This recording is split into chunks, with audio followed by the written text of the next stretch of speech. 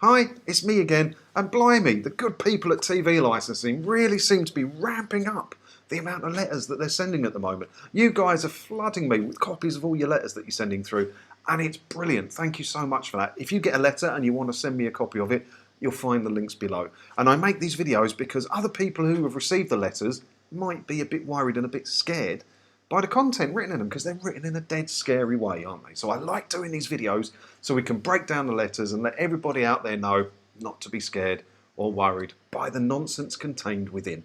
Right, let's crack on with this letter, shall we? Something's changed at this address. Please act before the 18th of August. Yes, I know it's long past the 18th of August. I get a backlog of letters, don't worry about that.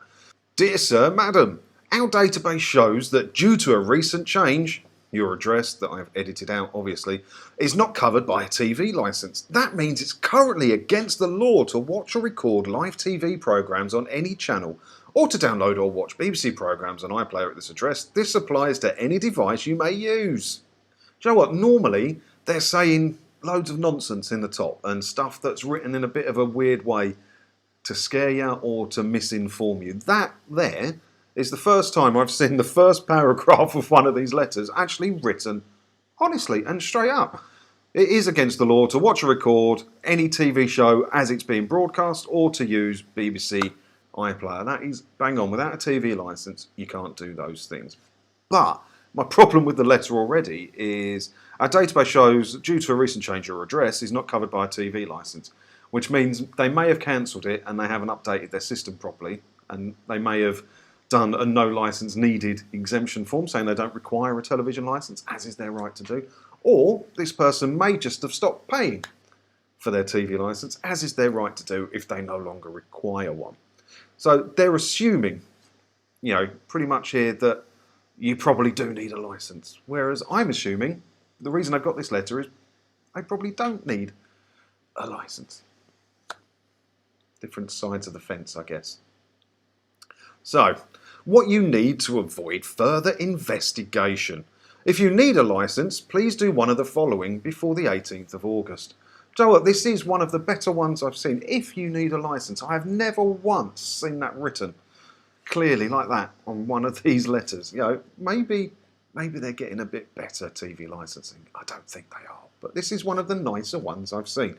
So, if you want to avoid further investigation, I don't like that wording. What investigation are they going to do? The letter's addressed to Dear Sir, Madam, so they don't know the person's name for a start. But if they used to have a licence, they should know the name. So their investigation hasn't gone as far as to check back previous licences at that address. What quite the investigative team, I think we can all agree. It's not hard to find out somebody's details, is it?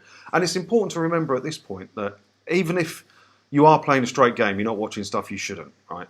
The only investigation they can do is to send someone round to knock on your door and ask you questions. And all of the convictions and all of the fines and everything bad that comes from, people not having a TV licence when you hear the horror stories, it all comes from someone knocking on your door, one of the goons, one of their sales agents, whatever you want to call them, and stitching you up, or you letting them into your house and stitching them. They'll stitch you up. They will, if you let them into the house. Even if you're playing a straight game, never do it. I play the straightest game of all because I do this, but I would never, ever let one into my house. You just would not do it. Do not do it. So their only investigation comes from that. They're going to ask you questions and they're going to try and trip you up and make you pay for a licence or get you a fine so they can earn their commission.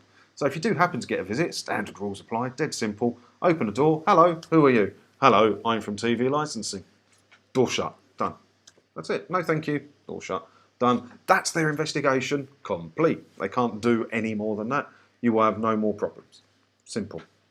Right, what else does this say? Transfer your current licence from an old address.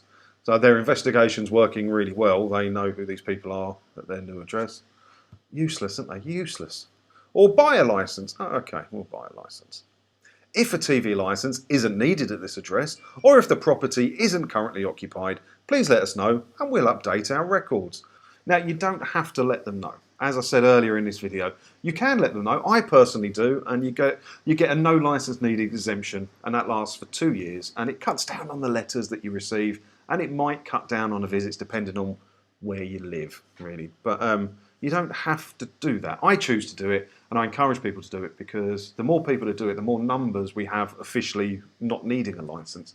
And that, for me, increases the fight and the resistance, and we have numbers to prove it. But you don't have to. You can just blank them off. You can bin the letters, you can ignore them. They can't do anything. You don't have to have contact with these people if you don't want to. It's no problem at all. Right, last bit on here.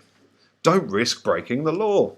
If you fail to take action by the 18th of August, this address will be passed on to our location enforcement division, who will authorise a visit.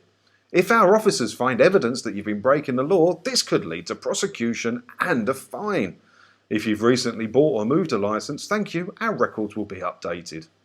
So yeah, as I said, the enforcement division may pay a visit, and that's their investigation. That's their investigation. That's all they've got on the shelf. That's all the tools they've got are these letters, which are phishing tactics to try and get you to buy something through scaring you.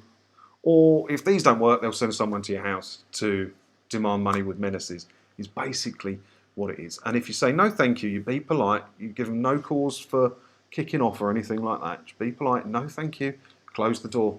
That's it. You will hear no more from them. You might get another visit in the future, but if you keep doing that, they're going to go find someone who's easier prey, aren't they, rather than wasting their time and their petrol coming to visit you. So I hope that's put your mind at ease a bit about that letter. They're just scary nonsense letters. Some of them are quite bad.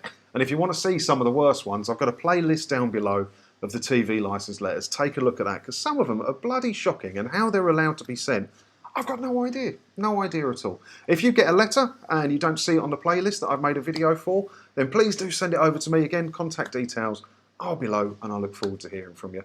Leave your comments as well, and we'll have a chat about this down there. And I'll see you in another video again soon.